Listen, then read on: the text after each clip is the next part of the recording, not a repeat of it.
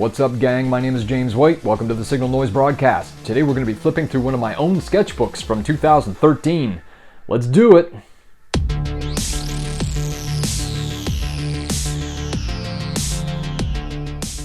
Okay, gang, this one here is going to be a little bit of a treat. I dove into the Signalnoise archive and pulled out one of my sketchbooks from 2013, 2014 to flip through on this episode. I've said for a very long time, any of my projects that I do, they always start with a sketchbook. So there will be hints of finished pieces that I did in here, some remnants of things that I never did finish, some just general ideas. It's going to be a lot of fun to look through this thing, and I'm not sure what to expect, so hopefully there's nothing incriminating. So yeah, I'm just starting off with this one here. I remember when I did this drawing. A friend of mine, LN, said, I was doing a lot of pop culture illustration at the time, and she suggested, like, why don't you ever do anything for yourself anymore, like some of your own content? So kind of came up with this sort of composition of a boy and his dog discovering this asteroid out in the woods kind of thing. And I ended up doing a finished version of this that I just did it for me. It wasn't really for anything in particular. I did a Fight Club poster for my man Hector at the OFF conference over in Barcelona. So I think I had a call with him and we talked about some of the ideas and things. And I ended up doing a final Fight Club poster, and that was given out to everyone at the OFF conference that year. And that would have been 2013 or 2014. And this here was sort of the final composition right there. Tyler Durden lighting a cigarette with a stick of dynamite. Yeah, this character has a really big head for some reason, but this character's name is Hirak. And this is a character that my buddy Dave and I came up with as sort of a He-Man analog. We were having a couple of beers at a pub one night, and we came up with this whole idea for Hirak. I won't get into the story because I think Dave wants to do something with it at some point. But yeah, we came up with a whole backstory for this character. And very fun to do, designing the H into the sword and that sort of thing. I did a print of Hirak as well, kind of a fuller character design.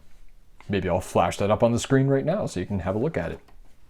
Oh, and this is sort of, I was trying to do a Hirak logo, trying to do it with this like old brickwork kind of thing, not unlike Gray Skull. That R looks like an A too. Kind of messed that up. That's probably why I didn't finish it. There's a lumberjack character. I was really into like this sort of like flat abstract illustration style back then. My stuff has evolved quite a bit since then, but I'm not sure what this is. Some spirit or something. Yeah, and I was experimenting with a lot of weird stuff. This is inspired by an artist named Dan Matutina, I think his name is. He lives in the Philippines, I believe, and he was doing a lot of abstract work back in the day, and I really liked it, and I tried to do that with lackluster results. I couldn't mimic what he did.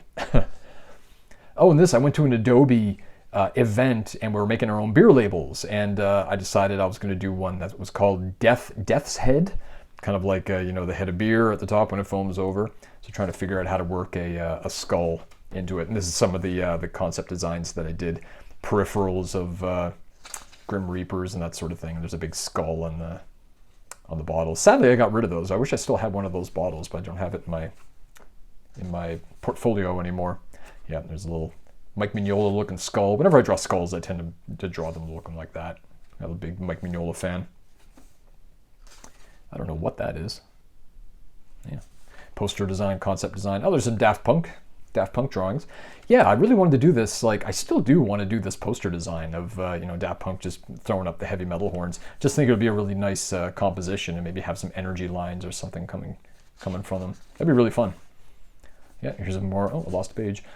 Yeah, there's a couple more like the individual posters. Maybe I had an idea of doing like one big full poster and then doing the two little, like two smaller individuals or something like that. Still like those compositions.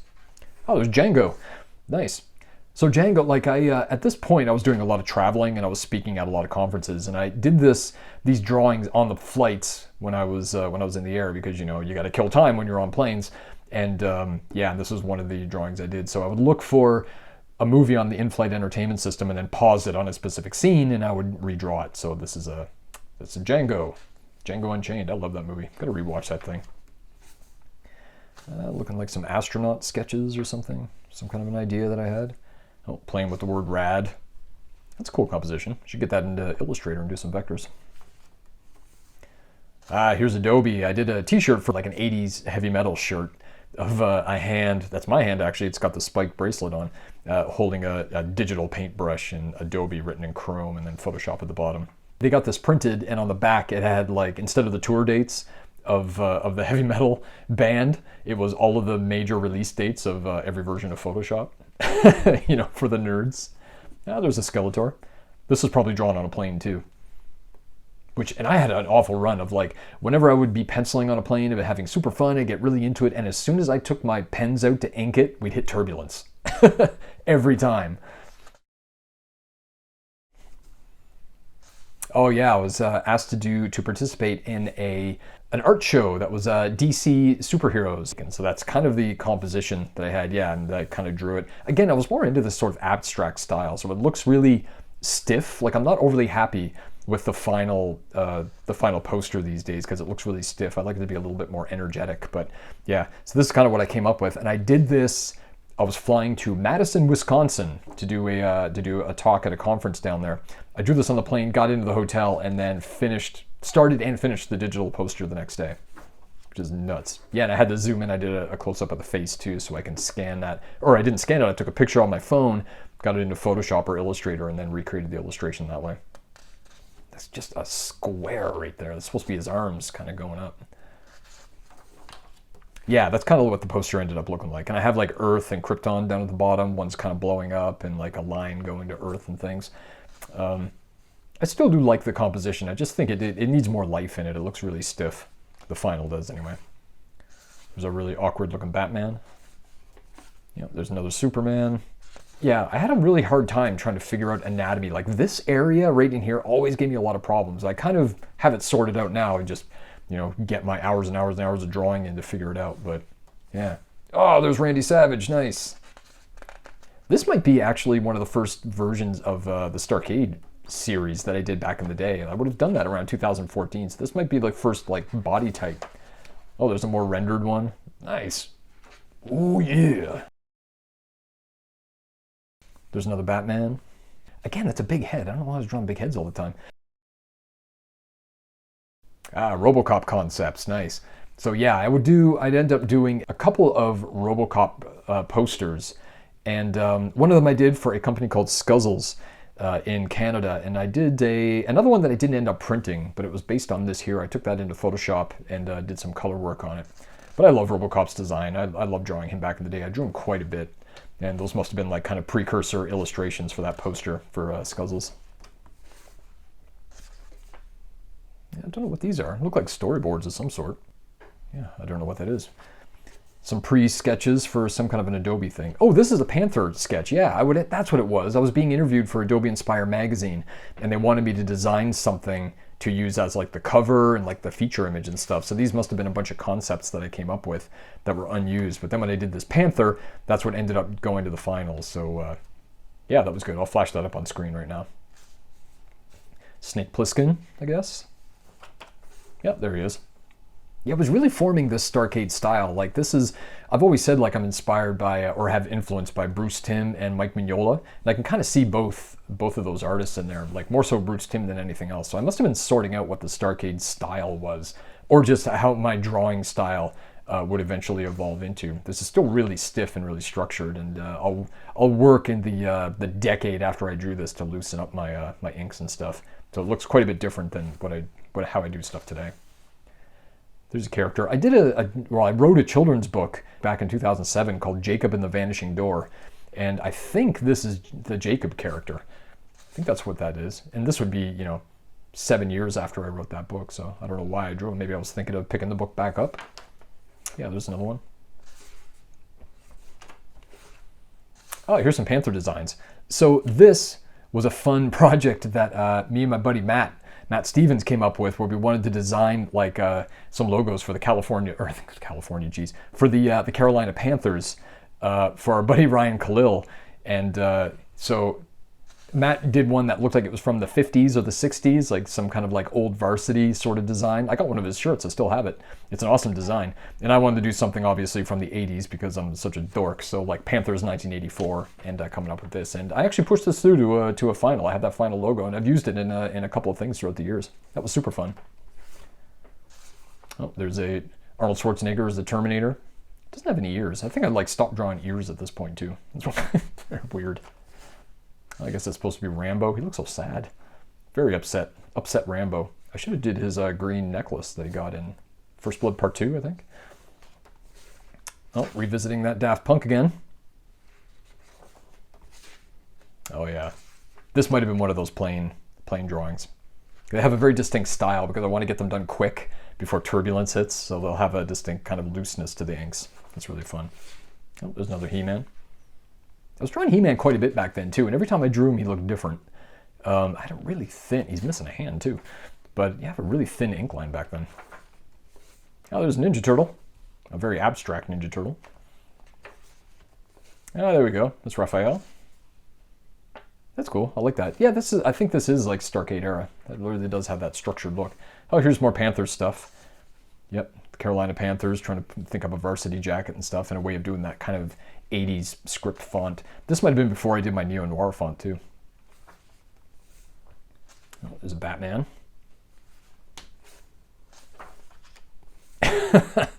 There's a very fun Superman with a Batman logo shooting some Spider-Man webs. That's confusing. Don't know what led to this, but here we are. Yeah, Peter Venkman. Nice, getting into some Ghostbusters. This might have been at a drawing night at a pub or something like that, because that's a lot of random things. So, you know, normally when I'm hanging out with my buddy Ben or whoever else, my friend Allison and Josh, we'll think up an idea or a character, and we'll all just draw our own versions of that character. So that might be what this is. Peter Venkman. Oh yeah, this definitely was at a drawing night, because I remember drawing that RoboCop. This, I found a picture of him on my phone and just kind of redrew it. It was really fun. Like these, I'm really happy with how all these kind of like metallic and reflections turned out. And yeah, I was barely paying attention because I was like yakking to people, and yeah, it's not bad. Yeah, there's another weird He-Man drawing. Drew him so strange.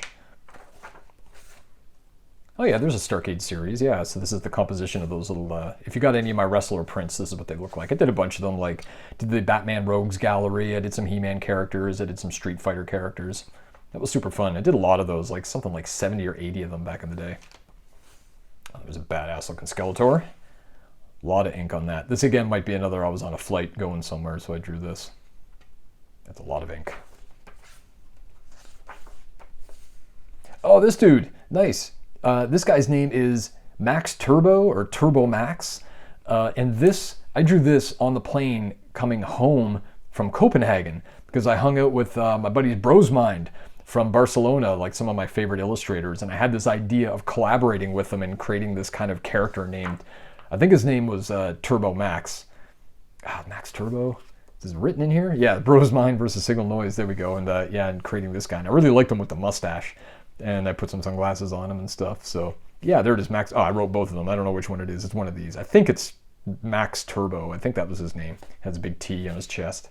But this like superhero character that I thought would be really fun. Yeah, there he is there. He's got kind of a jetpack thing. I think the idea was he was going to be like an action figure from the 80s or something, and you have all these different accessories or something. I can't remember what the idea was. Yo, bro's mine. I still think we should do this. Here's something called Tea Time, and didn't draw anything. Oh, there's another Ninja Turtle. I was really into the Ninja Turtle, the 3D animated cartoon that came out in, I think it was 2013, 2012, 2013. I really liked it, and it kind of had this sort of design in there. Yeah, it was super fun. Yeah, it kind of looks like it. Again, I might have been on a flight when I was drawing these. I'm not really sure. Oh, this dude. I think this dude's name is Bruiser, and I think he was one of my wrestlers that I created back in 1987. Pretty sure that's who that is, because I had the chain around the neck and the mohawk kind of sells it. Man, I drew weird upper bodies back then. Really blocky. Nope, there's Superman again. Again with that big head. Oh, Hercules, nice. I used to watch this cartoon all the time when I was a kid. And this might have been another plain drawing as well. But yeah, anybody who remembers that probably remembers, what's his name? Newt?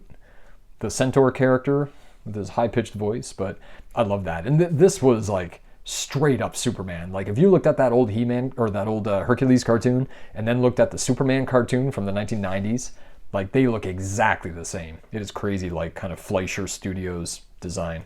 Really cool. Oh, there's Dargon from Sectors. That's cool. One of the I had this action figure when I was a kid, and he's from the Sectors toy line. Really cool. Oh, and I guess I was going to do a Starcade Christmas release, and I have Sectors, A-Team, Star Wars, G.I. Joe, Zartan, Real Ghostbusters, Centurions. Oh, that's awesome. I had all those action figures when I was a kid. That would have been super fun. I never did that. This year was kind of the... Oh, there's a Centurion guy too, right on. If my buddy Paul Pants is watching, he'll know the Centurions. I think we've had many conversations about them. That's Ace McCloud. I had this action figure when I was a kid. I wouldn't mind getting that again. Like, see if it's on eBay.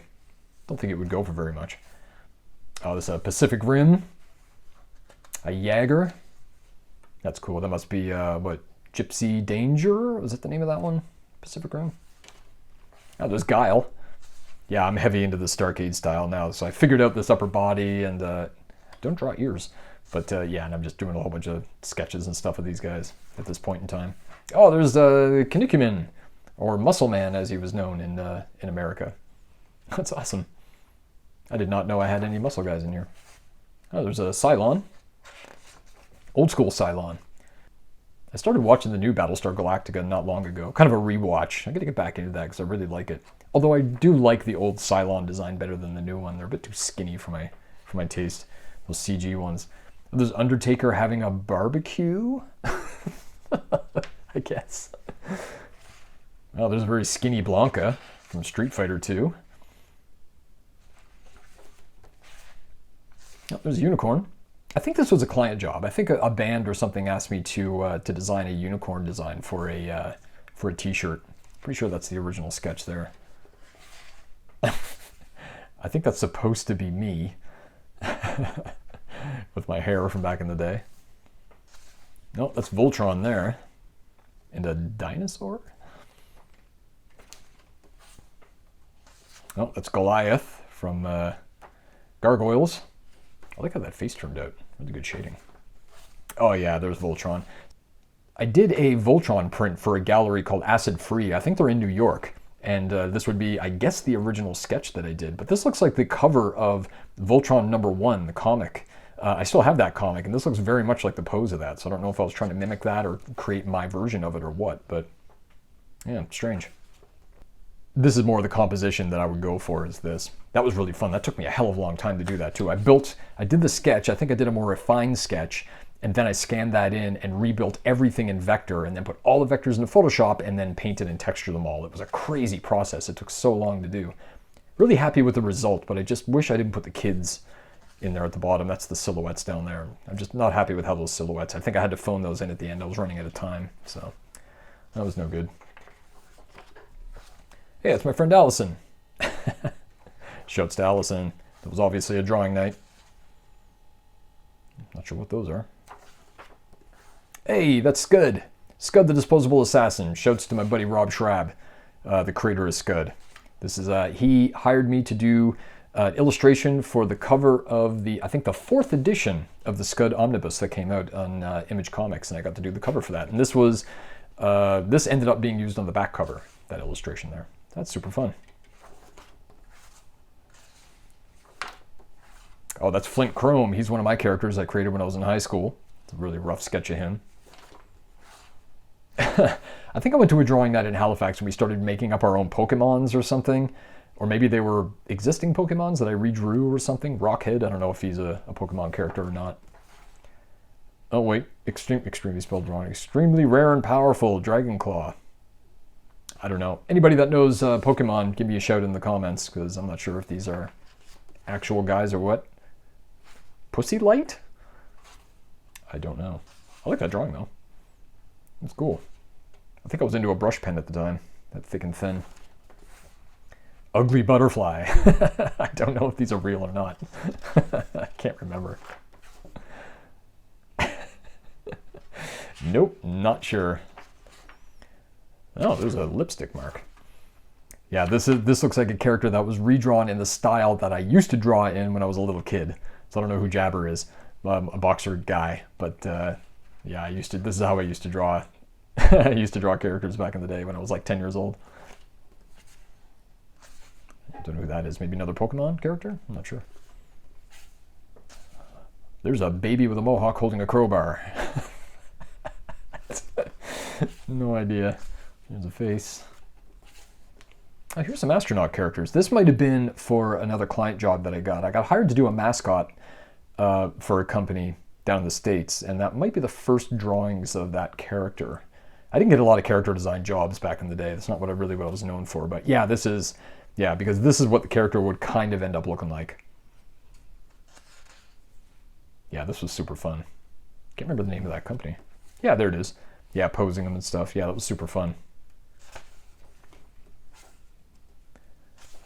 Oh, and this, yeah, I think this was, the first concept sketches for my Cellscapes art show that I had in 2014 at Bottleneck Gallery down in Brooklyn. And these are all of the different drawings that I wanted to do for Cellscapes. It was really fun. This is a Metalocalypse print, I guess, that I wanted to do at some point. I think I would repurpose this for my Cellscapes art show. I don't know if I have my Cellscapes stuff in here. Oh yeah, here they are. Awesome. Yeah, so Predator, New Hope, some Star Wars stuff. There's First Blood, Scooby-Doo, Return of the Jedi. Oh yeah, they're all in here. Iron Giant. Oh, Conan I didn't end up doing. This one must have gotten that one cut before I did all the finals. There's Metalocalypse, Shawshank, 2001. Oh, Up. I didn't end up doing this one either. That would have been super fun. The House on the Cliff. Yeah, that one got cut for some reason. No Country for Old Men, Jurassic Park. Oh, The Good, the Bad, and the Ugly. I didn't end up doing this one. That would have been fun. Didn't do this one for Lost either. That's Hurley, clearly with his with the golf flag. Masters of the Universe, Calvin and Hobbes. I did those ones. Oh, and that might be everything. Well, there you go. That is a snapshot of what Signalnoise was working on in 2013, 2014.